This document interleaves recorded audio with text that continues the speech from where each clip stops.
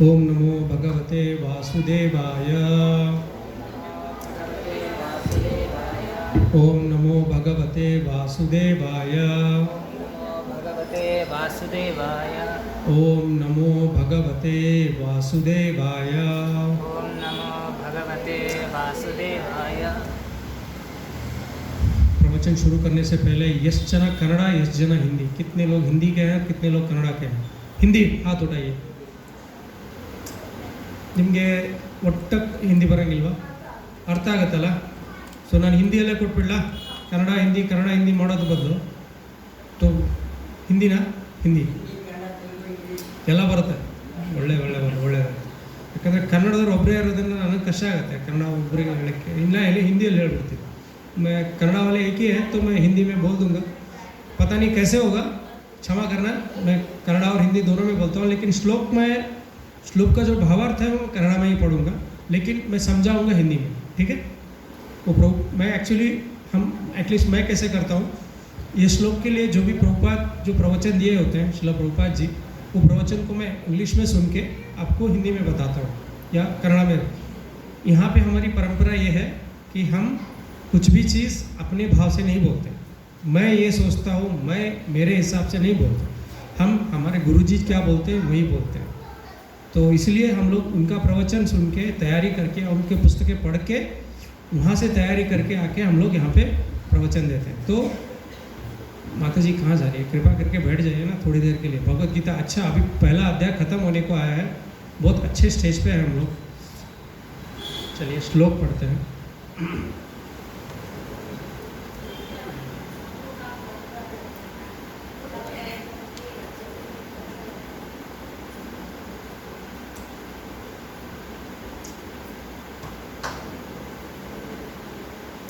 पहला अध्याय है 42वां श्लोक है। दोषर एतै कुलज्ञानम, बोलिए दोषर एतै कुलज्ञानम वर्णशंकर कारकै उत्सद्यन्ते जाति धर्मा कुलधर्मा च शाश्वताः। इसका ट्रांसलेशन मैं एक बार कन्नड़ में पढ़ लेता हूँ, उसके बाद हिंदी में पढ़ता हूँ। ಕುಟುಂಬದ ಸಂಪ್ರದಾಯವನ್ನು ನಾಶ ಮಾಡಿ ಬೇಡದ ಮಕ್ಕಳನ್ನು ಸೃಷ್ಟಿಸಿದವರು ದುಷ್ಕರ್ಮದಿಂದ ಎಲ್ಲ ಸಮುದಾಯ ಯೋಜನೆಗಳು ಕುಟುಂಬ ಕಲ್ಯಾಣ ಚಟುವಟಿಕೆಗಳು ನಾಶವಾಗುತ್ತೆ। हिंदी में एक बार पढ़ लेता हूँ।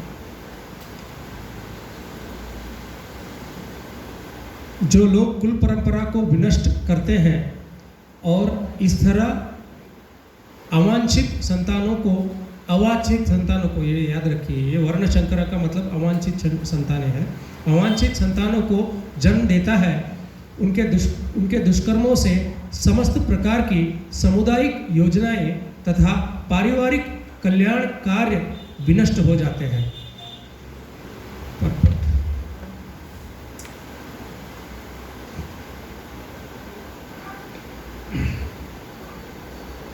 हिंदी में भी पढ़ूंगा परफेक्ट, मुझे थोड़ी हिंदी आती है तो कन्नड़ में पढ़ूंगा, हिंदी में पढ़ूंगा. ಭಾವಾರ್ಥ, ಸನಾತನ ಧರ್ಮ ಅಥವಾ ವರ್ಣಾಶ್ರಮ ಧರ್ಮವು ಮಾನವ ಕುಲದ 4 ವರ್ಗಗಳಿಗೂ ಸಮುದಾಯದ ಯೋಜನೆಗಳನ್ನು ವಿಧಿಸಿದೆ. ಇವುಗಳೊಡನೆ ಕುಟುಂಬ ಕಲ್ಯಾಣ ಚಟುವಟಿಕೆಗಳು ಸೇರಿ ಮನುಷ್ಯನು ಕಟ್ಟ ಕಡೆಗೆ ಮುಕ್ತಿಯನ್ನು ಸಾಧಿಸಲು ಸಾಧ್ಯವಾಗುವಂತೆ ರೂಪಿಸಿದೆ. ಆದುದರಿಂದ ಹೊಣೆಗಾರಿಕೆ ತಿಳಿಯದ ಸಮಾಜದ ನಾಯಕರು ಸನಾತನ ಧರ್ಮವನ್ನು ಒಡೆದರೆ ಈ ಸಮಾಜದಲ್ಲಿ ಅವ್ಯವಸ್ಥೆ ಉಂಟಾಗುತ್ತದೆ. ಪರಿಣಾಮವಾಗಿ ಬದುಕಿನ ಗುರಿಯನ್ನೇ ಎಂದರೆ ವಿಷ್ಣುವನ್ನು ಜನರ ಮರೆತು ಬಿಡುತ್ತಾರೆ. ಇಂಥ ನಾಯಕರನ್ನು ಕುರುಡರೆಂದು ಕರೆಯುತ್ತಾರೆ. ತಮ್ಮನ್ನು ಹಿಂಬಾಲಿಸುವ ಜನರನ್ನು ಅವರು ನಿಸ್ಸಂದೇಹವಾಗಿ ಅವ್ಯವಸ್ಥೆಗೆ ಕರೆದೊಯ್ಯುತ್ತಾರೆ. ಯಾರಿವರು? ಬೇಕಾದ जनते अंतारಲ್ಲ, वर्णशंकर अंतारಲ್ಲ ಅವರು. इसका भावार्थ पढ़ता हूँ मैं, ये भी खराब होगी. सनातन धर्म या वर्णाश्रम धर्म द्वारा निर्धारित मानव समाज के चारों वर्णों के लिए सामुदायिक योजनाएं तथा पारिवारिक कल्याण कार्य इसलिए नियोजित है कि मनुष्य चरम मोक्ष प्राप्त कर सके. अतः समाज के अनुदत्त हृदयी नायकों द्वारा सनातन धर्म का परंपरा के विखंडन से उस समाज में अव्यवस्था फैलती है. फलस्वरूप लोग जीवन के उद्देश्य विष्णु को भूल जाते हैं. ऐसे नायक अंधे कहलाते हैं और जो लोग इनके अनुगमन करते हैं वे निश्चय ही कुव्यवस्था की ओर अग्रसर होते हैं. कुव्यवस्था की ओर अग्रसर होते हैं. ठीक है.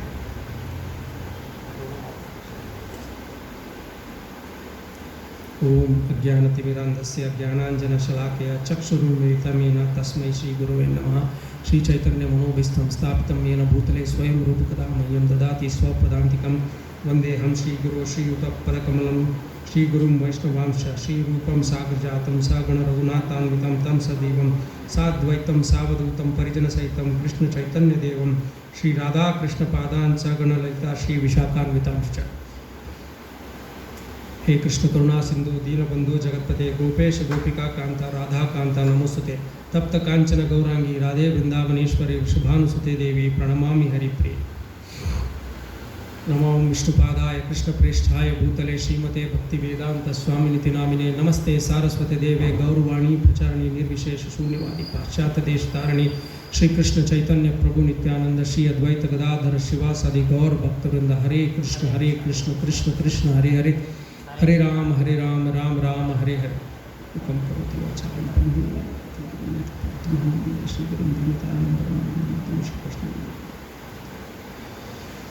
अब तक हम लोग कहाँ थे, क्या सुन रहे थे? किसी को याद है? माता जी, आप लास्ट क्लास में 40वां 41वां अध्याय में क्या चल रहा था बताएंगे? आप कहाँ से शुरू किए? वर्ण संकर कहाँ से शुरू हुआ?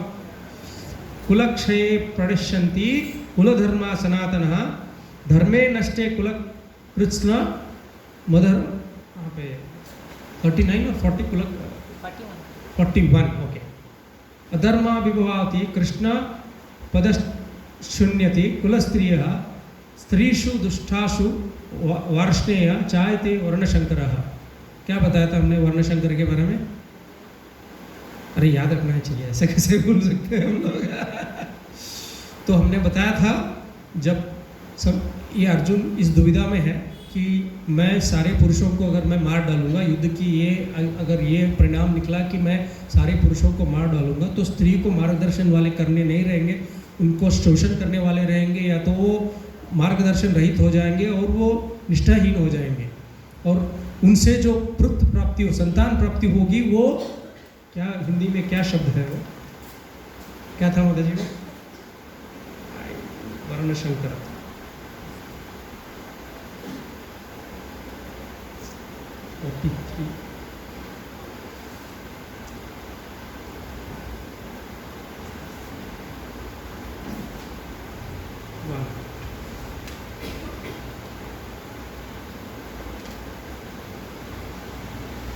अवांछित संतान. अवांछित संतान, unwanted citizens, they are called as unwanted population in English.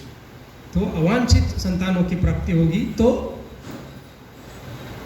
समाज में अस्थिरता होगी, क्योंकि ये अवांछित संतान सीधे सीधे किसी के मार्गदर्शन में नहीं होता, वो अपने कुटुंब के नियम सब पालन नहीं करता। तो अगले श्लोक में 41वें श्लोक में क्या बताया गया है? 41 शंकरो नरकैवेव कुलज्ञानं कुलस्य च पतन्ति पितरो हेशम लुप्त पिंडोदक क्रियाः। लुप्त पिंडोदक क्रियाः। अच्छा, इसको मैं थोड़ा समझाता हूँ। 41 में क्या क्या बताया गया है, उसका ट्रांसलेशन ऐसा है, when there is increase of unwanted population, a hellish situation is created both for the family and for those who destroy the family tradition. In such corrupt families there is no offering of oblation of food and water to the ancestors. मतलब क्या होता है, ऐसे संसार, ऐसे जब अवांछित जो भी संतानें पैदा होती है, ये अपने जो जीवित है उस कुटुंब के लिए भी सर्वनाश का मार्ग होते हैं, और जो पूर्वज है उनके लिए भी सर्वनाश का मार्ग होते हैं। कैसे होते हैं? जो है उनके लिए तो वो सर्वनाश का मार्ग है, क्योंकि वो कोई भी धर्म का कार्य नहीं करते, जो वर्णाश्रम के जो नियम है वो पालन नहीं करते। वर्ण और आश्रम समझाया था मैंने। वर्ण क्या है, आश्रम क्या है? 4 वर्ण कौन से हैं?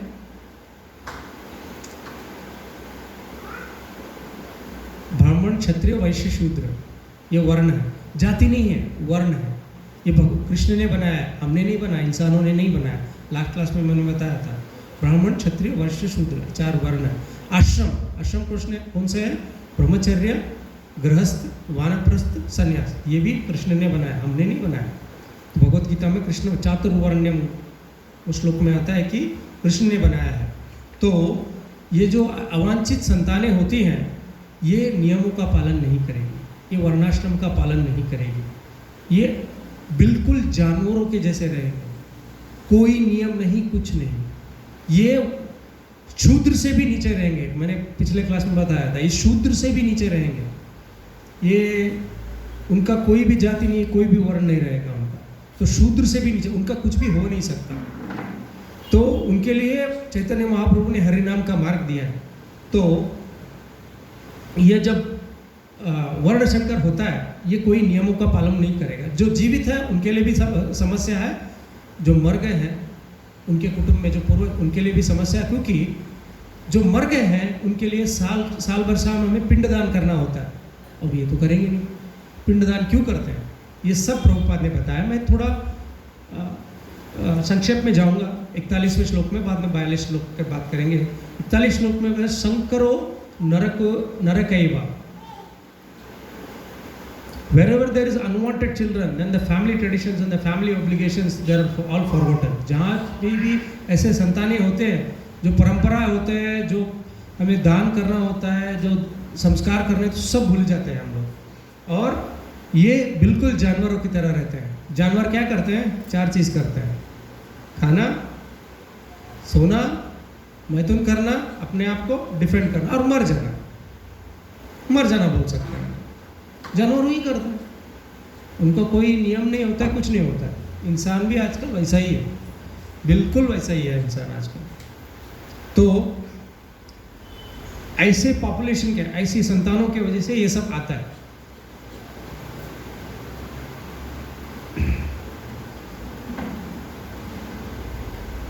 ऐसे अभी प्रभुपाद ने इस श्लोका में स्पेशली अभी 40वें श्लोक में क्या बोला था? अगर स्त्री गिरती है तो ऐसे संतान, स्त्री का निष्ठाहान होता है तो निष्ठा खराब होता है, तो ऐसे वर्ण संकर पैदा होता है, स्त्री अच्छा कुल स्त्री होना चाहिए, ये सब बताया था मैंने। लेकिन प्रभुपाद यहाँ पे स्पेसिफिकली एक श्लोका में बताते हैं पत्नी का कितना महत्व है पुरुष के जीवन में। वो बोलती है अगर पत्नी संस्कारी हो तो पुरुष को धर्म, मोक्ष, धर्म, अर्थ, काम, मोक्ष, 4 मार्ग को वो अपना सुलभ बना सकती है पुरुष को, अगर स्त्री संस्कारी हो तो। कुल स्त्रिया बोलते हैं ना प्रभुपाद ने, कुल स्त्रिया, वो श्लोका में कुल स्त्रिया आता है, जो अच्छे परिवार से स्त्री है, अगर वो अच्छी तरीके से ट्रेंड हो, उसकी शिक्षा अच्छी हुई हो, तो एक पुरुष को धर्म अर्थ काम मोक्ष ये चारों मार्ग का रास्ता वो सुलभ बना देती है स्त्री। अगर वो नहीं है, उसका अच्छा ट्रेनिंग नहीं हुआ है, उसका प्रोटेक्शन अच्छा, उसका रक्षा ठीक से नहीं हुआ है, तो वो ऐसे संतानों का वो उत्पत्ति का मार्ग बनती है। तो जो कुल स्त्री होती है, जो स्त्री, जो पत्नी होती है, वो बहुत मुख्य है पुरुष के जीवन में। जितना अच्छे ट्रेंड पत्नी है, उतना पुरुष का मार्ग सुलभ सरल है। तो प्रभुपाद ने इस श्लोक में स्पेसिफिकली बताया, उस श्लोक में उन्होंने क्या बताया था, स्त्री को निष्ठावान होना चाहिए, स्त्री को मतलब सती होना चाहिए, ये सब बताया था। गलती हो जाएगी तो इसमें बताया इम्पोर्टेंस, मतलब उसमें गलत होगा तो क्या होगा उस श्लोक में मिलता है, इसमें सही होगा तो क्या होगा। अगर स्त्री एक सही है तो पुरुष को वो मोक्ष के मार्ग तक लेके जा सकती है। तो स्त्री का सही होना, कुल स्त्री होना, और ऐसे स्त्रियों के रक्षणा के लिए पुरुष का होना भी ज़रूरी है, जो मार्गदर्शन करे, जो हमारे पूर्वज है, जो सीनियर्स है, जो दादाजी है, पापा जी है, भाई है, मामा जी, सब हमारे मार्गदर्शन के लिए जो वो रहना भी बहुत बहुत इंपॉर्टेंट है। जो फैमिली ट्रेडिशन, मतलब कुटुंब के जो परंपराएं हैं, जो बताएंगे ऐसा करना है, ऐसा करना है, वो मार्गदर्शन करने वाले भी रहना बहुत इंपॉर्टेंट है। इसलिए अर्जुन वो सोच रहा है कि अगर मैं सारे पुरुषों को मार दूंगा तो ये स्त्री का क्या होगा। तो अर्जुन की जो करुणा है वो इस श्लोक में दिखाई दे रहा है।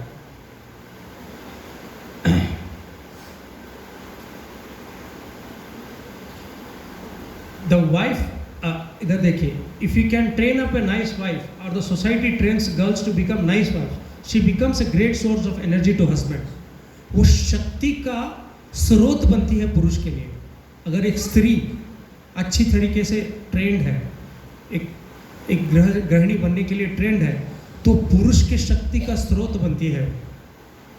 अगर नहीं है तो वर्ण शंकर के लिए वो मार्ग, वो उसका स्रोत बनती है। तो कितना महत्व है स्त्री का पुरुष के जीवन में, ये प्रभुपाद ने बताया है इसके अंदर।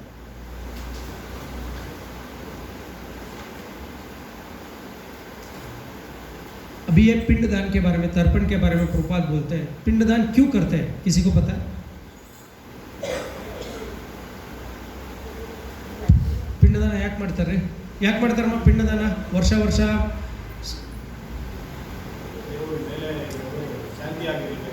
ಶಾಂತಿಯಾಗಿರಬೇಕು ಅಂತ। हाँ, एक्चुअली क्या होता है, जो यहाँ पे रहते हैं, जो पहले वो जीवित रहते हैं, तो वो बहुत सारा भौतिक ज़िंदगी जीते हैं, मतलब सिर्फ भोग का ज़िंदगी जीते हैं। अपने शरीर को इतना अटैच रहते हैं, उनको सिर्फ अपने कामनाएं पूर्ण करने के सिवा कुछ और पता नहीं रहता है, कुछ भी नहीं पता रहता है। तो ऐसे लोगों को श्राप जैसा क्या करता है, जैसे उनकी मृत्यु हो जाती है, श्राप जैसे उनको शरीर नहीं मिलता, वो भूत प्रेत की तरह घूमते रहते हैं, उनको स्थूल शरीर नहीं मिलता, लेकिन वो शरीर के लिए तड़पते रहते हैं। क्योंकि अगर आप, अब देखो, मन से आप कुछ भी एंजॉय नहीं कर सकते, किसी का भोग नहीं कर सकते। अगर आप रसगुल्ला के बारे में सोचो तो आपको वो स्वाद नहीं आएगा, आप पराठों के बारे में सोचो तो ज़बान पे उसका स्वाद नहीं आएगा। लेकिन आपको अगर ज़बान मिले, शरीर मिले, तो आप रसगुल्ला भी भोग सकते हो और वो पराठे भी भोग सकते हो। अगर अच्छे आँख मिले हैं तो किसी स्त्री को या पुरुष को देख के भी आप एंजॉय कर सकते। मतलब भोगने के लिए आपको शरीर की ज़रूरत है, स्थूल शरीर की, जो मिट्टी से बना हुआ है, उस पांच दूध से बनाया, उस शरीर की आवश्यकता है आपको भोगने के लिए। जो आत्माएं जो भोग करते करते मतलब मर जाती हैं, उनका जो आशाएं जो पूर्ण नहीं होते हैं, वो भूत प्रेत बन जाते हैं। तो साल भर साहब हम लोग तर्पण इसलिए करते हैं। वो तर्पण क्या होता है मैं बताता हूँ। गया में आज भी विष्णु मंदिर होता है, लोग गया जाते हैं, आपको पता है, पिंडदान करने के लिए यहाँ पे भी करते हैं। तो क्या करते हैं, वो लोग भोग तैयार करके विष्णु को अर्पण करते हैं, और विष्णु को अर्पण करके अपने पितृजनों को भोग देते हैं, ताकि भगवान इनको क्षमा करके एक शरीर दे दें। इनको शरीर की आवश्यकता है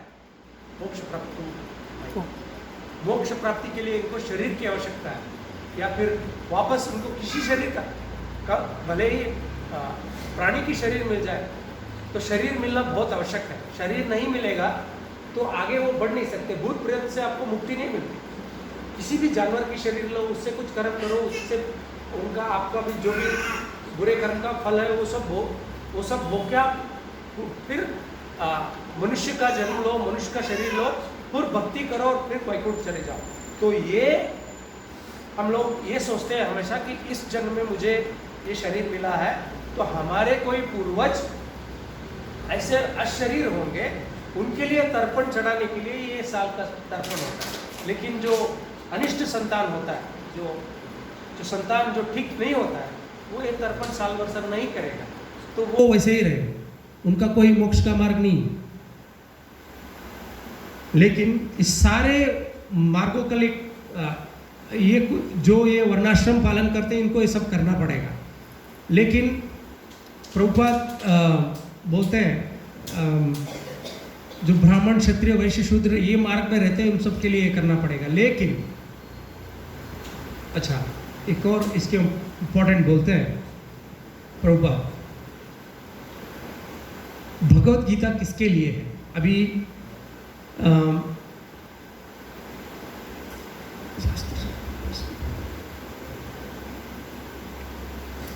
अर्जुना सोच रहा है अगर मैं अपने लोगों को ही मारूंगा तो ऐसे संतान की उत्पत्ति होगी, ऐसा सोच के वो ब्राह्मण की तरह सोच रहा है, क्षत्रिय की तरह सोच रहा है। मतलब वो कोई वेदांतिक नहीं है, लेकिन करुणा से सोच रहा है। अभी प्रभुपाद बोलते हैं भगवत गीता के बारे में, भगवत गीता के बारे में बोलते हैं। भगवत गीता कहाँ बोला गया? युद्ध भूमि में बोला गया, ठीक है, युद्ध भूमि में बोला गया। कितना टाइम था उनके पास बोलने? आधे घंटे में वो बाण चलने वाला था। कितना टाइम था उनके पास? आधा घंटा, पौना घंटा? आधा घंटा पौना घंटा में 700 श्लोक का कृष्ण ने बोला, अर्जुन ने सुना और समझा। उनकी बुद्धि कितनी होगी आप सोचो। हम लोग हफ्ते भर 1 घंटे का क्लास देते हैं, फिर भी समझ में नहीं आता। तो उनकी बुद्धि कितनी होगी? उन्होंने बोला 700 श्लोक का, उन्होंने सुना और समझ भी लिया और शरण भी हो गए। जो कृष्णा मैं जो तुम बोलोगे वो करूंगा अंत में। तो प्रभुपाद ये बोलना चाहते हैं कि ये भगवत गीता जो है, ये जो आजकल के साइंटिस्ट, आजकल के बुद्धिजीवी जो है, सालाना पूरा साल भर भगवत गीता पढ़ते हैं। मतलब साल भर पढ़ के कंक्लूजन क्या करते हैं कि कृष्ण इमोरल मतलब हाउ डू से इमोरल इन हिंदी? इमोर्टल नहीं, इमोरल, अगुणी, गुण नहीं है उसके पास। इमोरल कैसे बोलते हैं? लाइक हिज इमोरल, मतलब वो स्त्री संगी है, ऐसे इमोरल है बोल के ये कंक्लूजन निकालते हैं ये लोग आजकल जो पढ़ाई कर रहे हैं। नहीं, इमोरल मतलब वो स्त्री संगी है, वैसे ऐसा कंक्लूजन निकालते हैं। लेकिन भगवत गीता का कंक्लूजन क्या है? तू भगवान है, मैं तेरा भक्त हूँ, तू जैसा बोलेगा मैं वैसा करूँगा। अर्जुन क्या बोलता है अंत में? भगवान मैंने तेरा समझ गया, मैं तेरे जो दिखाया वो मार्ग है उसमें जाऊँगा। लेकिन लोग ऐसा नहीं करते, ये बुद्धिजीवी हैं आजकल के। तो भगवत गीता ऐसे लोगों के लिए है। ये लोग अभक्त हैं। भगवत गीता जो है भक्तों के लिए है। भक्त कौन है? जो भगवान को मानता है। चलो भगवत गीता सुनने से पहले हमारा पहला क्वालिफिकेशन ये होना चाहिए, हमारी जो पहला क्वालिफिकेशन मतलब हमारी जो स्थिर, हम भगवान को पहले मानना चाहिए। भगवान कौन है? भग मतलब क्या? भग मतलब क्या? ऐश्वर्य। भगवान जिस 6 तरीके के जो ऐश्वर्य है, जो संपूर्ण रूप से उसके अंदर है, वो भगवान है। कौन से 6 रूप के ऐश्वर्य हैं बताइए? पहले पैसे का ऐश्वर्य, कृष्ण से रिच कोई नहीं है। 16,000 पैलेसेस बना दिए एक चुटकी में उसने। रूप, उसके रूप का तो वर्णन करते जाओ खत्म ही नहीं होता। दामोदर अष्टकम में बोलते हैं कितना रूप का वर्णन करते हैं। ये बच्चे का भी फोटो ले लो, बड़े का भी फोटो ले लो, कृष्ण तो हमेशा अच्छे खूबसूरत लगते हैं। तो उनमें खूबसूरती कूट के भरी हुई है।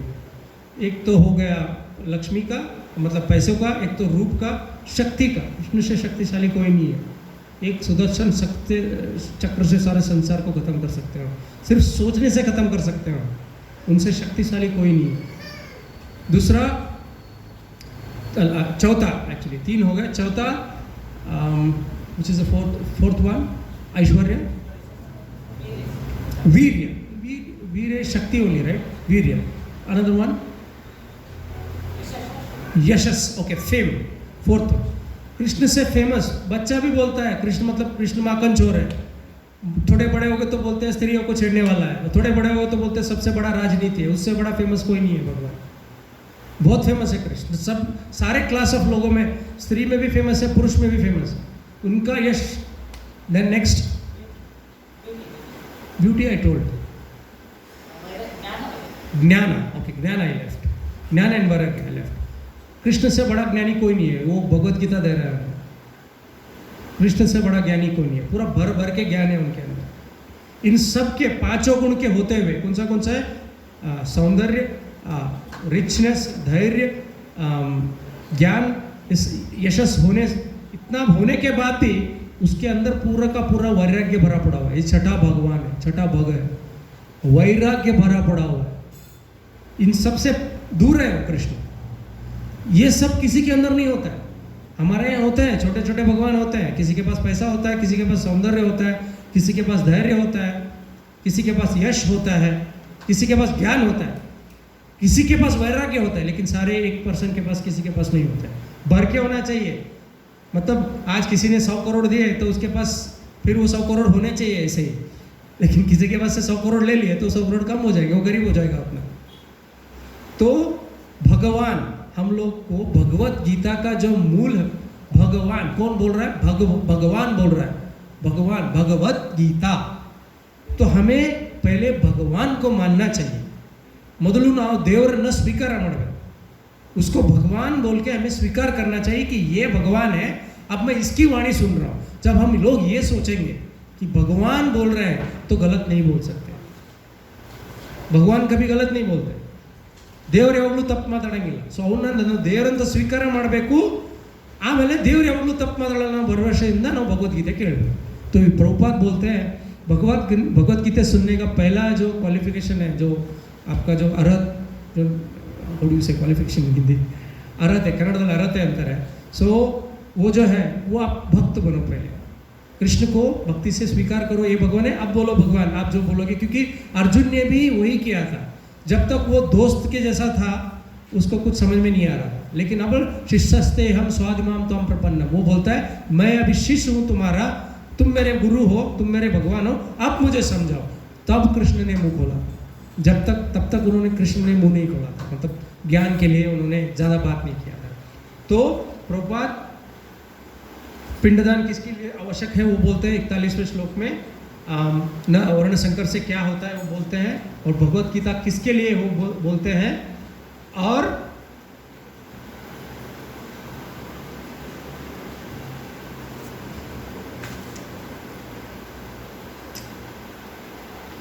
ये थोड़ा पढ़ के मैं अनुवाद करता हूँ। 41 श्लोक में लास्ट पैराग्राफ जो प्रभुपाद बोलते हैं बहुत इंपॉर्टेंट है। Therefore the present moment the whole generation is covered with ignorance and darkness. आजकल का जो जन है, जो भी जनसंख्या है, अज्ञान से भरा हुआ है, अंधेरे से भरा हुआ है। नो क्लियर नॉलेज, कोई भी किसी के पास भी स्पष्ट ज्ञान नहीं है। किसी चीज़ के भी जाओ, किसी के पास कोई ना कोई अनुमान रहता है, किसी के पास भी स्पष्ट ज्ञान नहीं है। And without clear knowledge whatever we do just like in darkness, whatever we act that is simply embezzlement. अगर स्पष्ट ज्ञान नहीं है, ऐसे अंधेरे में हाथ चलाने के बराबर है, कुछ कार्य ठीक से नहीं होता है। That is all, it is very correctly understood. Therefore we have no correct knowledge, no correct activities, and the result is नरकैव एव।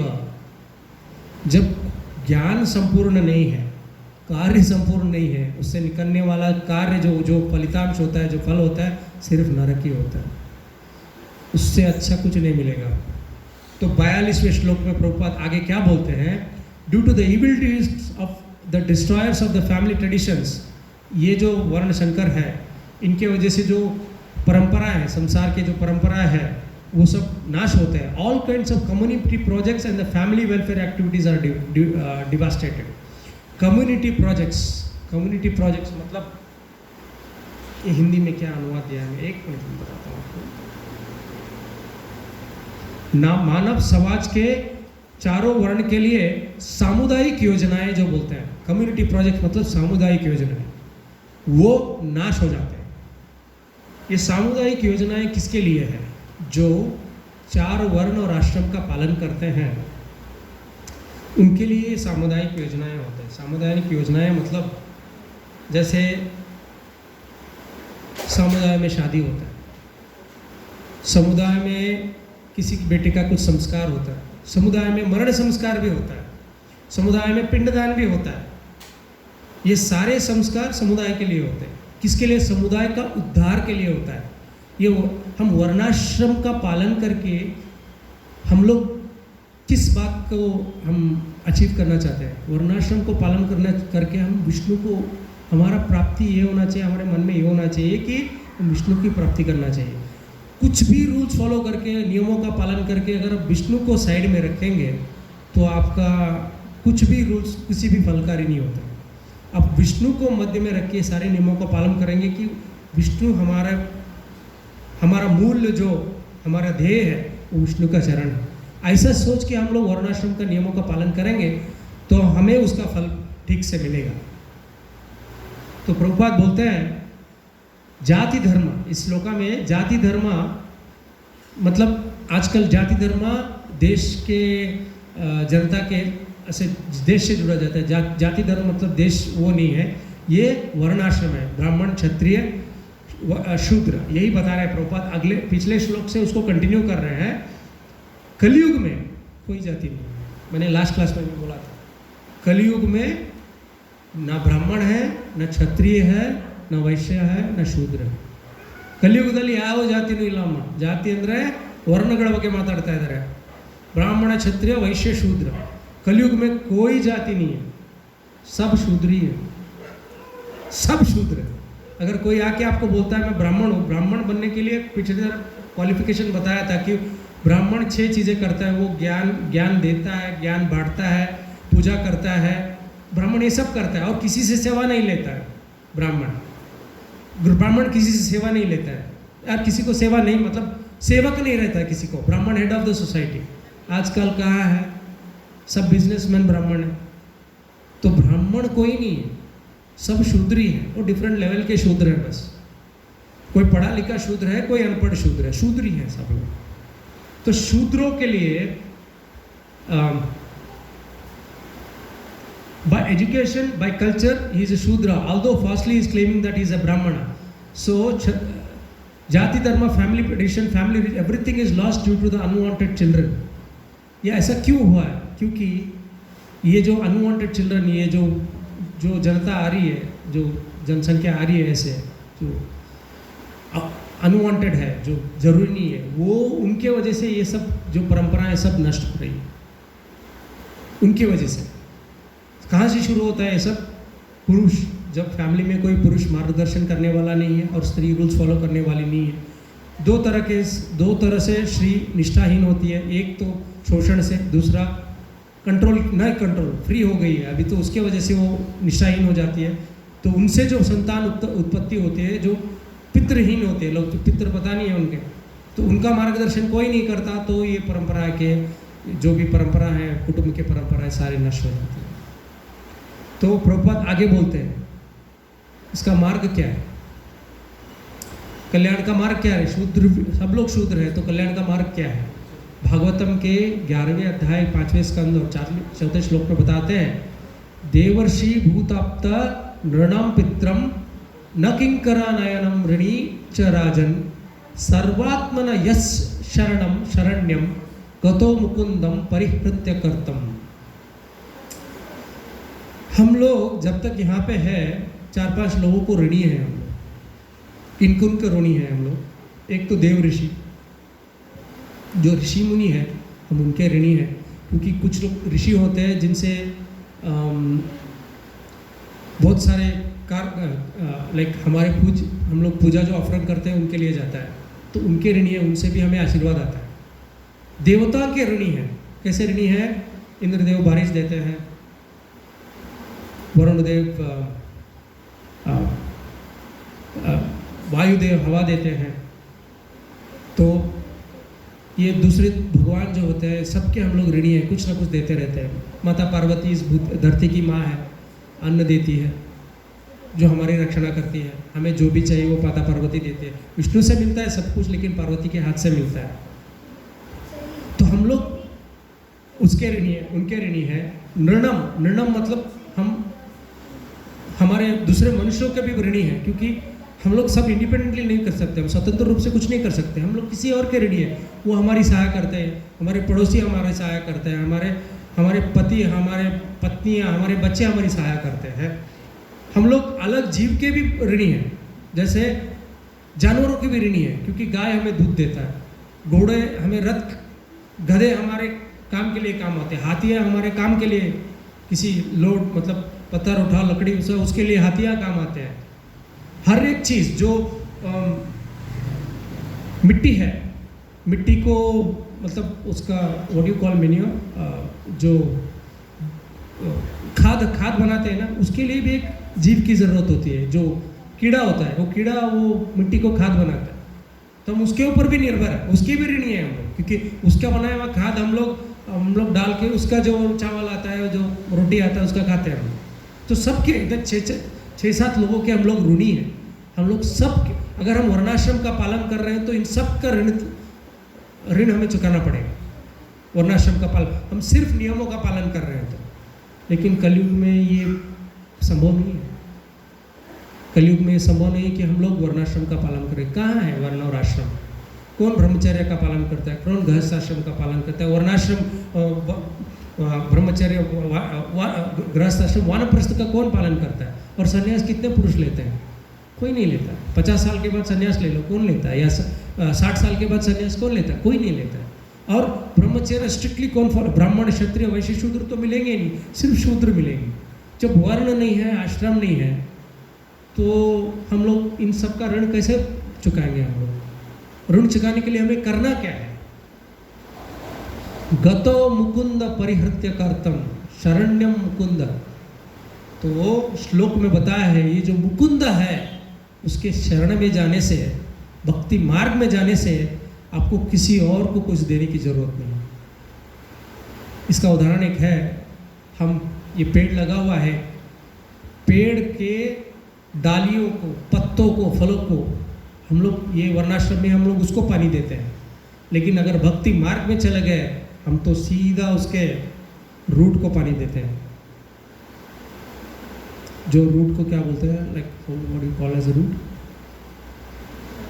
जड़ को पानी देते हैं। जब जड़ को पानी देते हैं, आपको अलग से फल, पत्ते को पानी देने की आवश्यकता है नहीं है, उसको पानी पहुंच जाएगा। तो भक्ति मार्ग ये है, कलयुग के लिए कल्याण का मार्ग जो है, जो सारे ये सामाजिक कार्य जो ये सब करने के लिए एक मार्ग है, हम लोग कर सकते हैं। तो भक्ति मार्ग पे चलना चाहिए। पहले मुकुंद को अपना भगवान मानो, मुकुंद के चरण में आप शरण हो जाए। अब कलयुग में उसको कैसे करना है, चैतन्य महाप्रभु ने बताया, हरिनाम से, कीर्तन से। थोड़ा और इसको विश्लेषण में बता के मैं आता हूँ वापस। तो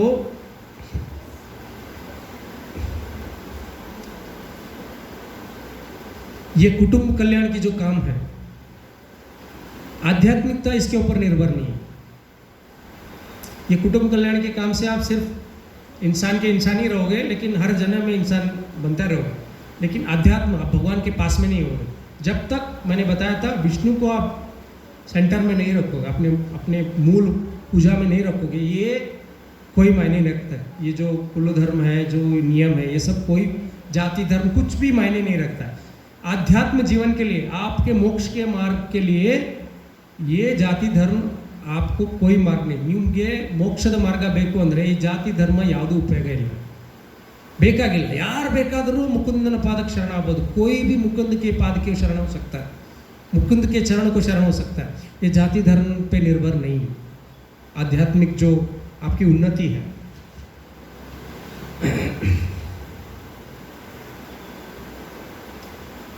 तो प्रभुपाद बोलते हैं बहुत अच्छी तरीके से, हम लोग क्या करते हैं, मैंने बताया देवताओं को लोग जाते हैं, देवता के पास जाते हैं। तो एक शास्त्र में बताया कि अच्छी पत्नी चाहिए तो आप पार्वती की पूजा करो, उमा की पूजा करो।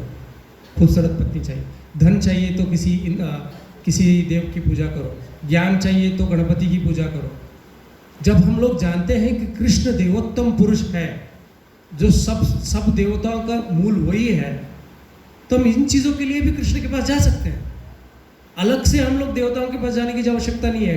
हमें ನೀವು ಕನ್ನಡ ಮಾತಾಡ್ತೀರಾ ಹಿಂದಿ ಮಾತಾಡ್ತೀರಾ? ಕನ್ನಡನ ಹಿಂದಿನ ನೀವು తెలుగువా? హిందీ చాలా నింపు మీకు హిందీ అర్థమవుతుందా? నాకు తెలుగు రాదమ్మా పర్వాలేదా? तो प्रभुपाद ये बोलते हैं कि जाना ही है, शरण में जाना है। अलग अलग चीज़ों के लिए अलग अलग भगवान के पास क्यों जाते हो? एक भगवान है जो सबको सब देता है, कृष्ण के पास ही जाओ ना, यही अच्छा मार्ग है। अलग अलग जगहों से अच्छा जाने से अच्छा है एक जगह पे जाओ जहाँ सब मिल जाता है आपको। तो प्रभुपाद बोलते हैं जब कृष्ण देवोत्तम पुरुष है, पुरुष महापुरुष है, जहाँ से सब देवताएं निकलते, सारे ब्रह्मांड निकलते हैं, सब ज्ञान का स्रोत है, शक्ति का स्रोत है, वो पूरे ऐश्वर्य का स्रोत है, सौंदर्य का स्रोत है, तो उसके पास ही चले जाइए। इससे अच्छा मतलब कहीं और जाने से अच्छा इनके पास चले जाओ। क्या वो नहीं देगा आपको? देगा, जरूर देगा। तो प्रभुपाद ये बोलते हैं, तो even if you got some material desire, still you can take shelter of Krishna. You are not required to take shelter of other demigods. अगर आपको कोई भौतिक इच्छा भी है तो भगवान के पास जाके मांग लो, क्या समस्या है, जा सकते हैं, ठीक है। तो लेकिन भक्त कौन होता है? प्रभुपाद सर थोड़ा स्पेशली बोलते हैं। हम लोग अब तक जाति धर्म के बारे में बात किए, वो किसके लिए है बात किए, बाद में उससे बाहर निकलने के लिए क्या करना बात किए, हम लोग उसके बारे में चर्चा किए कि उससे बाहर निकलने के लिए हम लोग सब शूद्र हैं, हम लोग जाति धर्म का पालन नहीं कर सकते अभी, क्योंकि ब्राह्मण क्षत्रिय वैश्य तो पालन नहीं कर सकते। तो मार्ग क्या है? मुकुंद को शरण हो जाओ, ठीक है। उसके बाद में प्रभुपाद ने ये समझाया कि मुकुंद कौन है। हम लोग अलग अलग देवताओं से जाने से अच्छा है कि एक ही भगवान के पास जाओ जो कृष्ण सब चीज़ों का स्रोत है। लेकिन अभी प्रभुपाद क्या बोलते हैं? भक्त कौन है? अब भगवान कौन है हो गया, भक्त कौन है? अकाम सर्व काम व मोक्ष काम उदारदिहि तीव्रेण भक्ति योगेन यजेत पुरुषम पुरुषा। अकाम मीन्स डिवोटी। अकाम मतलब कोई इच्छाएं नहीं है उसके पास, उसको विष्णु पाद छोड़ के कोई भी इच्छा नहीं है, उसको विष्णु पाद की, कृष्ण के पाद की प्राप्ति के सिवा, कृष्ण के प्रेम के प्राप्ति के सिवा कोई इच्छा नहीं है। अगर एक भी इच्छा है तो भक्त नहीं है। अभी भगवान के बारे में प्रभुपाद बताया, अभी भक्त के बारे में प्रभुपाद बता रहे हैं। तो अगर प्रभुपाद बता रहे हैं कि they have got desires to just become a devotee of Krishna, उनका एक ही इच्छा है कि मैं कृष्ण का भक्त बनूं और कोई इच्छा नहीं है। अगर ये इच्छा आता है कि बच्चा बोलता है कि मैं अपनी बाप की बात सुनूंगा, अपने पिता की बात सुनूंगा, तो ये स्वाभाविक है, ठीक है, ये स्वाभाविक है। तो ऐसे ही हम लोग अगर हम बोलेंगे कि हम भगवान ने जो गीता में लिखा है उसका मैं पालन करूंगा, तो ये स्वाभाविक है, मतलब हम अपने पिता की बात मान रहे हैं, तो ये स्वाभाविक है। बच्चा पितर की बात मानना चाहिए। अगर हम लोग इसके विरुद्ध में जाके हम उसका भोग करना चाहते हैं, विरुद्ध में जाना चाहते हैं, जो धरती पे मिल रहा है उसका हम एंजॉयमेंट करना चाहते हैं, भोग करना चाहते हैं, तो ये वासना की भावना है। हम लोग भगवान बनने की कोशिश कर रहे हैं जो हम है नहीं। हम लोग बाप बनने की कोशिश, अगर हम लोग बाप के जायदाद से, पैसे से हम लोग एंजॉय करना चाहते हैं, तो हम लोग वासना की भावना से, पितर की सेवा की भावना से नहीं कर रहे हैं, हम लोग वासना की भावना से ये काम कर रहे हैं हम लोग यहाँ पे। तो प्रभुपाद बोलते हैं भक्त मतलब अकाम, अकाम सर्व काम वा मोक्ष काम उदारदि। मोक्ष की कामना भी छोड़ दिया उसने, उसको मोक्ष भी नहीं चाहिए, उसको बस भगवान की सेवा चाहिए और कुछ नहीं चाहिए। भगवान की चरण प्राप्ति, प्रेम, भगवान की सेवा चाहिए और कुछ नहीं।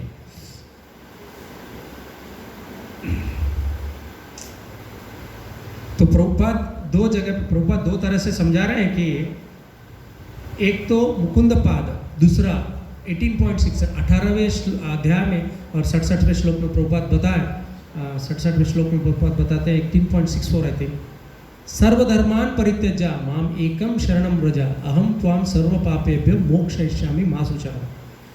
हम लोग भागवतम तक जाने की जरूरत नहीं, कृष्ण ने भगवत गीता में ही बता दिया है, तुम लोग ये करो, वर्णाश्रम करो, कर्म योग करो, ज्ञान योग करो। अंत में कृष्ण क्या बोलते हैं? सर्वधर्मान परित्यज्य। ये जो मैंने धर्म बताया, जाति धर्म, ब्राह्मण क्षत्रिय वैष्णव, सर्वधर्मान परित्यज्य, इसका त्याज्य करो। आवश्यकता नहीं है इसके। सर्वधर्मान परित्यज्य माम एकम चरणम रजा, मुझ अकेले को शरण में, मेरे अकेले के शरण में आ जाओ। अहम त्वाम, मैं आपको सर्व पापेभ्यो, सारे पाप से, मोक्षयिष्यामि, मैं इससे मुक्ति दिला दूंगा। मां शुचहा, डरो मत। ये भगवान का आपको गारंटी है। कर्नाटक सरकार 5 गारंटी दे रही है, भगवान भी गारंटी दे रहा है। हमें कर्नाटक सरकार पे भरोसा है लेकिन भगवान पे भरोसा नहीं है। हमारी समस्या ये है, ये गारंटी है भगवान का, मुझ में शरण हो जाओ, सब तरीके के जात धर्म को आप त्याज कर दो। You give up all varieties of धर्म एंड सरेंडर अनटू मी, मुझ अकेले में शरण हो जाओ, आपको मोक्ष, सर्व पापेभ्यो मोक्ष, सब तरह के आपके पूर्व पाप होंगे, करंट पाप, सब पाप से मैं मोक्ष दे दूंगा। मां शुचहा, मां शुचहा, ये गारंटी है।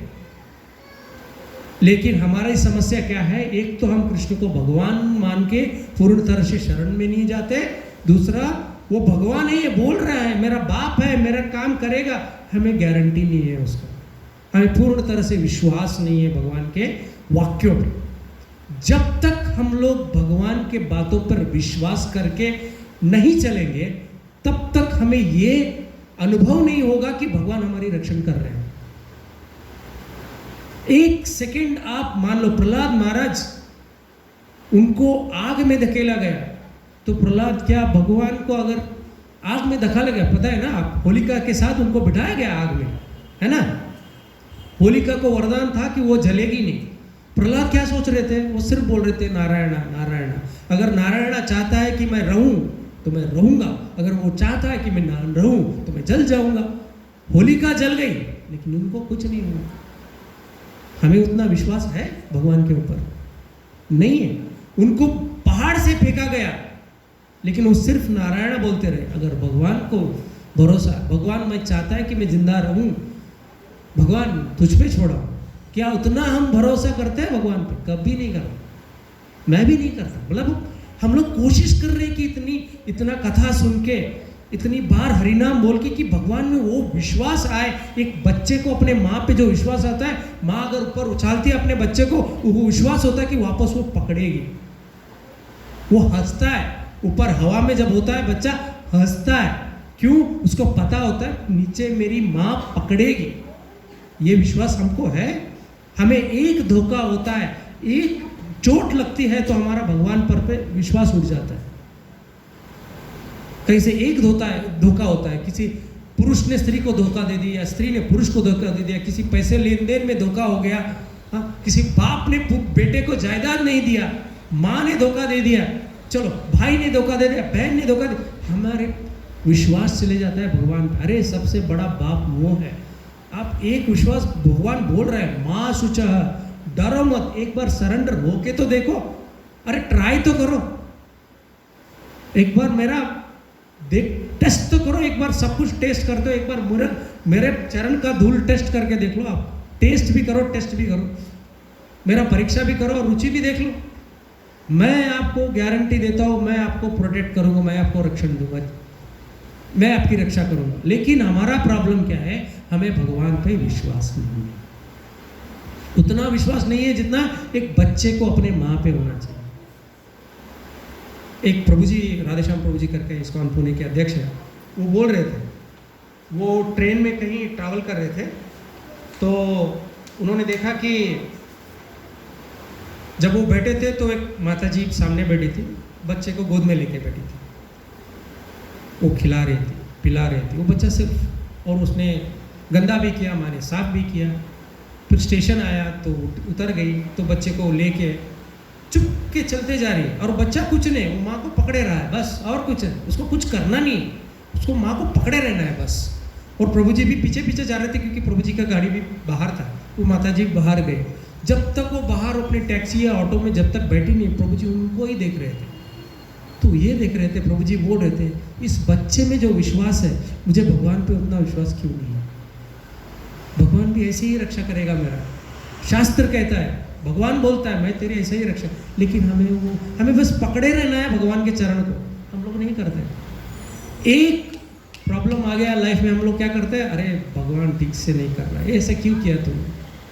भरोसा ही नहीं है, भरोसा ही नहीं है। जो कर रहा है अच्छे के लिए, हमारे कुछ चीज़ें होते हैं हमारे कर्मानुसार हमें भोगना पड़ता है, वो हमारी गलती है। भगवान उसके अंदर हाथ नहीं डालता है। भगवान हमारे कर्म के अंदर कभी हाथ नहीं डालता। वो चाहे तो कर सकते हैं, लेकिन वो ये चाहते हैं कि आप अपने गलतियों से सीखें, पूर्व जन्म से इस जन्म के गलतियों से सीखें और उसकी तरफ मुड़े। अगर आप कुछ भोग रहे हो, कुछ कष्ट भोग रहे हो, तो इसका मतलब है आपने बहुत भयंकर कुछ किया है। इस जन्म में आप ठीक ही कर रहे होंगे, लेकिन वो पिछले जन्म का बैगेज है। इस जन्म में इसलिए गलती मत करो, अकर्म करो। अकर्म क्या होता है आप जानते हो? कर्म, विकर्म और अकर्म के बारे में जानते हो? कर्म ये होता है जो शास्त्रों के अनुसार आप कुछ कर रहे हो तो वो कर्म होता है, उसका आपको लाभ मिलता है, पुण्य मिलता है। शास्त्रों के अनुसार कर रहे हो, प्रायश्चित कर रहे हो, पिंडदान कर रहे हो, हवन सत्यनारायण की पूजा कर रहे हो, और कोई यज्ञ करके अपना एंजॉयमेंट कर रहे हो लाइफ में, इंद्र को खुश कर रहे हो, कोई लाभ के लिए कुछ पूजा कर रहे हो, शास्त्र के हिसाब से कर रहे हो, तो ये कर्म है। कर्म जब करते हो तो आपको उसके दोनों मिलते हैं, मतलब आपको पुण्य मिलता है उसका। तो पुण्य भोगने के लिए हमें आपको वापस आना पड़ता है। आपको पुण्य कमाया ना, पुण्य के लिए आपको एंजॉयमेंट तो करना है ना, उसके लिए वापस आना पड़ता है। विकर्म क्या होता है? शास्त्र को मानना ही नहीं है, उसके खिलाफ जाके करना है, तो उससे पाप मिलता है। उससे पाप, उसको भी भोगने के लिए आपको आना पड़ेगा ना, तो दोनों तरीके से आपको पुनर्जन्म लेना पड़ेगा। अकर्म क्या होता है? अकर्म ये होता है कि मैं जो ही कार्य करूं उसका मुझे फल नहीं मिलेगा, ना पुण्य मिलेगा ना पाप मिलेगा, जीरो। तब क्या होगा? आपके मोक्ष का मार्ग, जो कृष्ण प्राप्त प्रेम का मार्ग क्लियर हो जाएगा, आपको वापस आना नहीं पड़ेगा। वो अकर्म कब होता है? जब आप भक्ति मार्ग में होते हो, भक्ति मार्ग में होते हो। तो हम लोग जो पूर्व कर्म होता है उसका हम लोग इस जन्म में भोग करते हैं, जो भी कष्ट भी है, सुख भी है।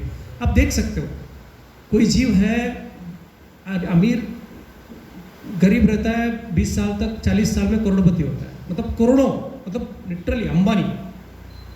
कोई होता है अंबानी के घर में पैदा होता है, मतलब उतने अमीर घर में पैदा होता है, अचानक गरीब हो जाता है। अंबानी का छोटा भाई है, बहुत गरीब हो गया। कैसे होता है? वो अपना पूर्व कर्म है, या तो इस कर्म के जो डिसीजन होते हैं, उस डिसीजन भी हम लोग लेते हैं। कैसे लेते हैं? वो पूर्व कर्म होता है, पूर्व नियोजित होता है सब कुछ। एक चीज़ पूर्व नियोजित नहीं होता है कि हम भगवान की तरफ मुड़े। भगवान हमें वो इंडिपेंडेंस देते हैं, भगवान वो स्वतंत्रता देते हैं कि मेरी तरफ मुड़ने का हमें फ्रीडम दे देते हैं।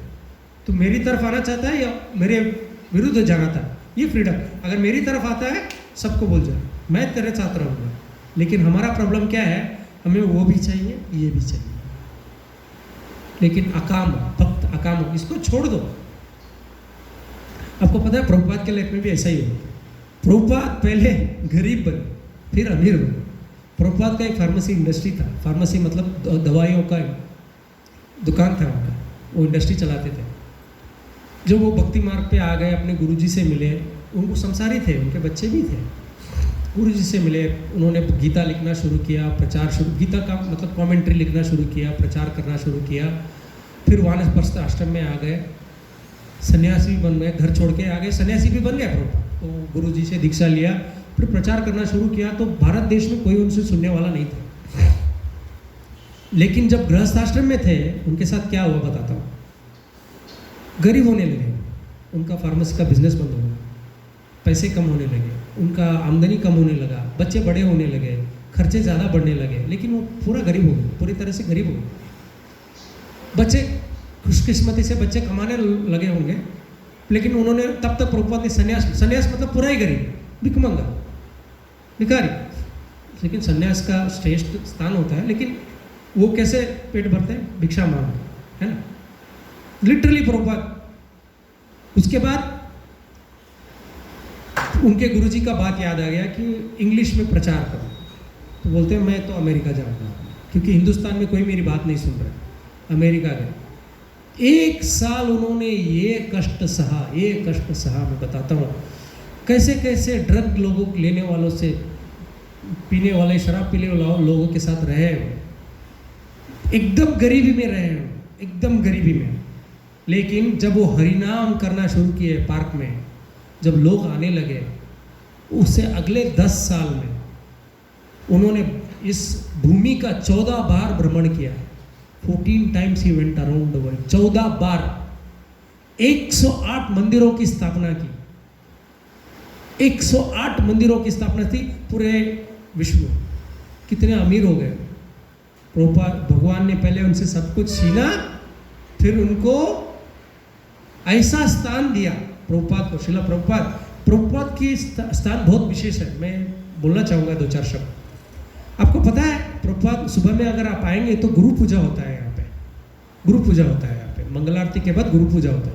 गुरु पूजा में हम लोग प्रभुपाद की पूजा करते हैं, ठीक है। ये विश्व के सारे मंदिरों में होता है। भगवान इतना करुणामयी है, अपने भक्त को ऐसा स्थान दिया भगवान। गुरु पूजा अगर इंडिया में, भारत में, यहाँ पे अगर सारे मंदिरों में 7:30 बजे अगर गुरु पूजा होता है, सोचिए विश्व के सारे कोनों में इस्कॉन टेम्पल्स हैं। आधे घंटे के टाइम डिस्टेंस में अगर विश्व के सारे टेम्पल्स में हो रहा है तो दिन के 24 घंटे प्रभुपाद की पूजा हो रही है। आप समझ रहे हो ना ये टाइम का। आज सुबह अभी यहाँ पे हमें शाम के 7:30 बज रहे हैं, अमेरिका में सुबह 7:30 बज रहे हैं, ठीक है। वहाँ पे प्रभुपाद की गुरु पूजा हो रही है। उसके आधे घंटे के बाद उसका नेक्स्ट स्टेशन, जो ऐसा भूमि अगर मुड़ेगा तो आधा घंटे का टाइम डिफरेंस में कोई और देश में प्रभुपाद की गुरु पूजा हो रही है। उसके आधे घंटे के बाद कोई और देश में गुरु पूजा हो रही है।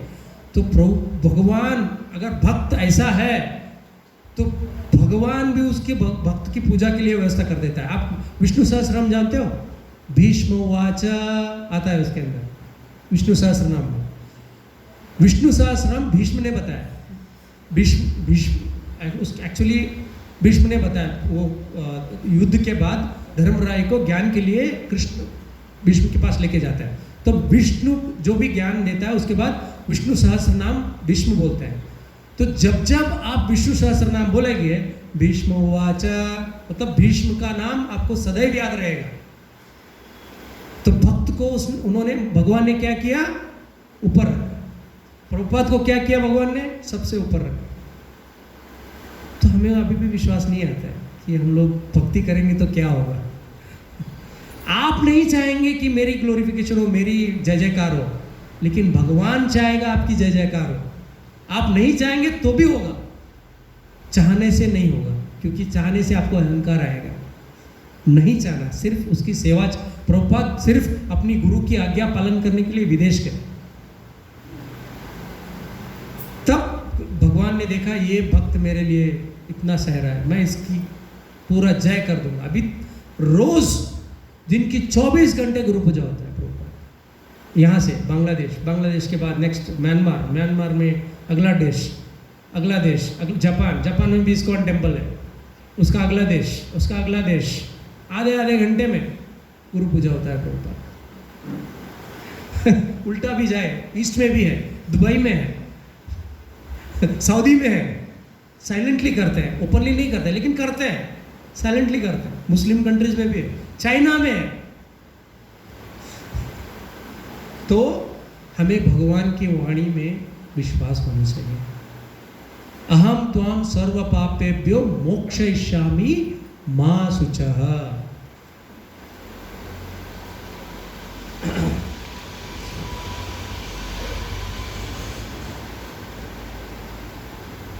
मुकुंद शरणम। प्रभुपाद लास्ट में, अंत में यही बोलते हैं, मुकुंद पाद को शरण होना एक ही मार्ग है। So Krishna says it is not story. Krishna से अहम त्वाम सर्व पापेभ्यो, 18.6 18वें अध्याय 67वें श्लोक में, अहम त्वाम सर्व पापेभ्यो मोक्षयिष्यामि। I know that you have violated family traditions. मुझे पता है आपने कुटुंब के नियमों का उल्लंघन किया है, कुछ पालन नहीं किया है आपने। योर पास्ट रेगुलेशंस, जो भी आप नियम पालन करने चाहिए उन्हें नहीं किया आपने। परंपराओं का भी पालन नहीं किया, नियमों का भी पालन नहीं किया। सबके लिए आपको दंड मिलना चाहिए। आपने सिंफुल, मतलब आप पाप के कार्य किए हैं, लेकिन आप मुझे शरण हो जाओ, मैं सब माफ कर दूंगा। ये भगवान बोलते हैं। Therefore, at present moments, because we have lost all culture, अपनी सारी संस्कृति हम भूल गए हैं, we have done so many sinful, इतने पाप कर्म किए हैं, हमें अगर बचना है तो मुकुंद पादम शरण, इससे ही आप बच सकते हैं। और इसका मार्ग चैतन्य महाप्रभु ने कलयुग में बताया, मैं हर क्लास में बताऊंगा, हरिनाम करना है, हरिनाम का जप करना है, सबको करना है। हरे कृष्ण महामंत्र चैतन्य महाप्रभु फ्रीली दिए हैं सबको, आपको लेना है, जप करना है। आपको जप करने से क्या होगा मैं बताता हूँ। जप करो, सुनो, सेवा करो, कथा सुनो और सेवा करने से क्या होगा, आपके अंदर आपको ज्ञान reveal I just opt the meaning of the word reveal in Kannada, it's the same thing in Hindi. बहिरंग तो कन्नड़ा में हो गया। आपको ज्ञान का अंदर से आपको भगवान ज्ञान देगा कि आगे क्या करना है। आप जप करो, थोड़े दिन के लिए जप करो, आपको पता चलेगा आपके अंदर जो भी चेंजेस आएंगे आपको खुद को पता चलेगा। हम बोलने से नहीं होगा। ये ऐसा है, जामुन प्लेट में है, मैं बोलूँगा स्वीट है, आपको समझ में नहीं, आपको खाना पड़ेगा, आपको खाना पड़ेगा, वो खाने के बाद ही पता चलेगा आपको। तो आज पुरुषोत्तम मास का, Purushottam correct, today is the last day, आज पुरुषोत्तम मास का आखिरी दिन है, अधिक मास फिर 3 साल बाद ही आएगा। आज के दिन भगवान को कमिट करो कि मैं 1 माला जप करूँगा, 2 माला जप करूँगा, आपका नाम लूँगा, 108 बार बोलूँगा, 2 माला करूँगा। आप भगवान को कमिट करो, मुझे नहीं, मुझे उससे कुछ लेना देना नहीं, आपके और भगवान के बीच में। और गुरु का आशीर्वाद लो और घर में जाके आप रोज़ 108 बार हरे कृष्ण कृष्ण कृष्ण हरे हरे, हरे राम राम राम हरे हरे, इस नाम का मंत्र का जप करो। जप करने से 108 बार एक कोने में बैठ के 10 मिनट लगेंगे। आपको कुछ कल्पना करने की जरूरत नहीं, भगवान कृष्ण की चरण का या राधा कृष्ण को फोटो का कुछ नहीं करना है। आपको बस मंत्र को स्पष्ट से उच्चारण करना है और उसको सुनना है। ये मंत्र जो है आपके कान में जाना है। ये मंत्र का जो वाइब्रेशन है, वो जो तरंग है, उससे आपकी आत्मशुद्धि होगी। जो वाइब्रेशन है, उस वाइब्रेशन की आपकी शुद्धि होगी। आप जो देखे होंगे, हम लोग जपमाला लेके जोर जोर से करते हैं, हरे कृष्ण कृष्ण कृष्ण हरे हरे, हरे राम राम राम हरे हरे। इस फिंगर का आपको इस्तेमाल नहीं करना है। ये निंदा का फिंगर बोलते हैं, निंदा है, इसको यूज़ करना है आपको। हरे कृष्ण एक बार बोलना है, अंदर खींचना है, एक बार बोलना है, अंदर खींचना है। और जो मुख्य, give me a beat, no, it's in my bag, give me a beat.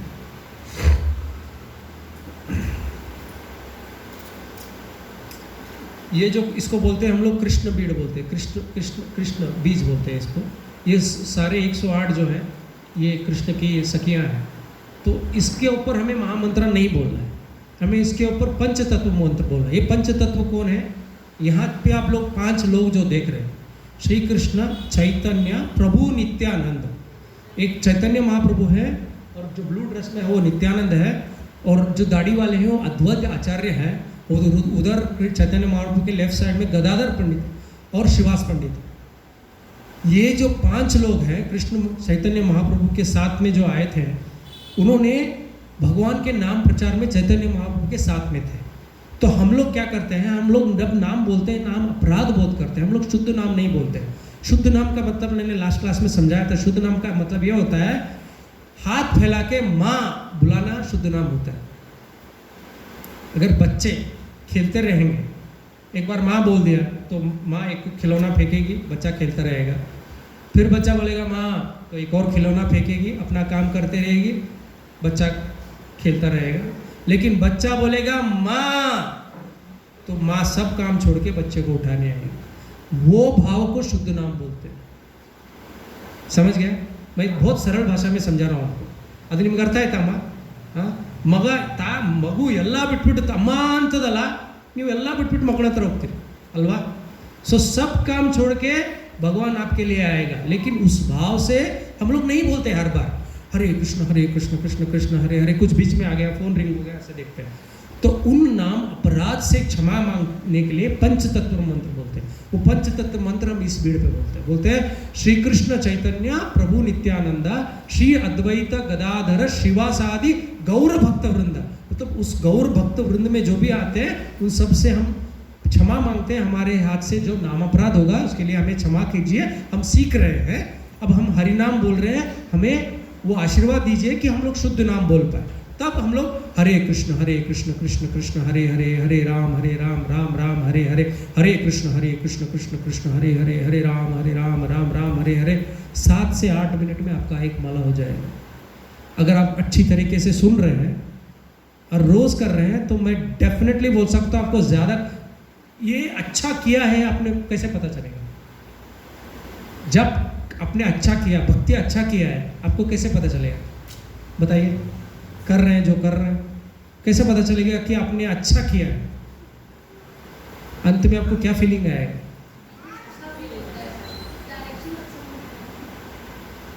आपको और ज़्यादा करने का मन लगेगा, और ज़्यादा उसकी रुचि इतने आएगी ज़ुबान पे कि आपको और अरे इतना ही, एक और माला, एक 4 बार और बोल देते हैं। इसकी जब रुचि आ जाती है तो आपने अच्छी तरीके से किया है, उसका आपको किक मिल जाता है। सरल भाषा में बोले तो आपको उसको किक मिल जाता है, मतलब आपको उसकी नशा, नाम का स्वाद मिल जाता है। तो आपको और करने का मन जब लगता है तो आप अच्छी तरीके से किए। अगर आप मन शांत नहीं है, आपको पता है पत्थर, पानी में पत्थर फेंकने से क्या होता है? लहरें आ जाती है, नीचे का आप स्पष्ट से देख नहीं सकते। लहरें को रुकने का टाइम दो तो आप ज़मीन पे जो है नीचे से ठीक से देख सकते हो, ठीक है ना? तो वैसे ही कभी कभी क्या हो जाता है, किसी से झगड़ा किए, किसी से डिस्टर्बेंस हो गया, आप जब करने बैठ गए, आपको 10 या आधा 54 बीट्स होने तक आपको कंसंट्रेशन ही नहीं आएगा। आप कुछ बोल रहे हो, वही बात याद आ रहा है बार बार, उसने झगड़ा किया, उसने क्या बोला, बच्चे का क्या होगा, उसका परीक्षा का क्या होगा, यही याद आता रहेगा। लेकिन अगर आप फोर्स करते रहेंगे माइंड को कि नहीं नहीं इसको सुनना है, मुझे इसको सुनना है, तब वापस ट्रैक पे आएगा। बाकी के जो बच्चे हैं वो ठीक रहेंगे। आपको माइंड को फोर्स करना है। 10 मिनट है, और हमें क्या बताया जाता है पता है? जब आप हरे कृष्ण बोलते हो तो आपके सामने हरे और कृष्ण दोनों है, राधा और कृष्ण आपके सामने है। अब आप सोचो भगवान के साथ क्या करोगे? जब भगवान आपके सामने आएंगे तो आप क्या करना है? आपको उनको ग्लोरिफिकेशन ही करना है, उनका गुणगान ही करना है। तो हरे कृष्ण मानते हो, भगवान आपके सामने है और अपना काम कर रहे हो, फ़ोन निकाल रहे हो, व्हाट्सअप एक हाथ से व्हाट्सअप देख रहे हो, एक हाथ से हरे कृष्ण कृष्ण कृष्ण हरे बोल रहे हो, तो भगवान का इंसल्ट होगा। तो 10 मिनट अपने लाइफ के अगले कुछ दिन दे के देखिए, इसका लाभ आपको ज़रूर होगा। और जो कथा सुन रहे हो, रोज़ आइए, भगवत गीता आपको समझ में आए ना आए डजेंट मैटर। अब बस अपने कान में भगवत गीता के 4 श्लोक प्रभुपाद वाणी जाएगा। ये सारे भक्त जो है अपनी ज़िंदगी, वो तो ब्रह्मचारी लोग हैं, मैं तो गृहस्थ हूँ, वो तो ब्रह्मचारी है, वो सारी ज़िंदगी इसके लिए अपने छोड़ दिया है। तो उनके मुंह से सुनोगे तो आपको उसका लाभ ज़रूर होगा। आप पानी में धकेले जाओ या कूदो, आप तो गीले तो होंगे ही ना, सही है ना सर? आप पानी में धकेले जाओ या कूदो, खुद कूदो, तो गीला तो होना ही है। तो ज़बरदस्ती थोड़ा दिन का मेहनत है, क्योंकि इतने दिन का आपको ट्रेनिंग रहेगा कि ये मत करो, ये मत करो, ये मत करो। अभी आप अपने मन के खिलाफ जा रहे हो, तो थोड़ा तो माइंड से आपको विरोध मिलेगा ही मिलेगा। जब माइंड से आपको अपने मन से विरोध मिलता है तो आपको मन से शक्तिशाली होना है। 8 बज चुके हैं, मैं यहाँ पे समाप्त करता हूँ। पुजारी जी आ रहे हैं, पूजा होगा अभी। आर यू सिंगिंग विजय प्रसिद्धम? आज आखिरी दिन वो विजय प्रसिद्धम होगा, क्योंकि आज पुरुषोत्तम मास का आखिरी दिन है। सबसे निवेदन है, प्लीज़ प्लीज़ हरि नाम अपने घर लेके जाइए, हरे कृष्ण महामंत्र का जाप कीजिए, कथा कीजिए, यहाँ पे आके थोड़ा बहुत हाथ जितना हो सकता है उतना सेवा कीजिए। तो अपने आप देखिए, आपको विश्वास आने लगेगा कि भगवान के नाम पे सर्वधर्मान परित्यज्य मामेक अहम त्वाम सर्व पापेभ्यो मोक्षयिष्यामि मा शुचः। इस शब्द पे आपको विश्वास करना ही पड़ेगा, क्योंकि भगवान बोल रहे हैं। और भगवान, भगवत गीता सुनने का क्वालिफिकेशन क्या है? पहले उस भगवान को मानो, फिर उसकी वाणी को मानो। भगवत गीता क्या है? भगवान की गीता है, वो भगवान का गान है। तो पहले कृष्ण को भगवान मानो और शरण में आ जाओ, दो तरीके के मैथमेटिक्स होते हैं, पहले प्रूव करके कंक्लूजन करो या तो पहले उस कंक्लूजन को मान के प्रूव करो। मैथमेटिक्स हुआ एन एक्सपर्ट जो गणित के विद्वान हैं, वो पहले हम लोग फलितांश को मान के चलो ऐसे करते हैं, या तो चल के मानो ऐसा होता है। हम लोग इधर क्या करते हैं, पहले फलितांश को कृष्ण मिलेगा, कृष्ण भगवान है, मान के चलेंगे तो आगे वो प्रूव हो जाएगा कृष्ण भगवान है। श्रील प्रभुपाद की प्लीज़ हरिनाम बोलिए सबको, प्लीज़ मेरा रिक्वेस्ट है। ये आज पुरुषोत्तम मास का आखिरी दिन है, मैं इससे ज़्यादा निवेदन आपके चरण, हर एक का चरण, I will fall at your feet, but please chant Hare Krishna.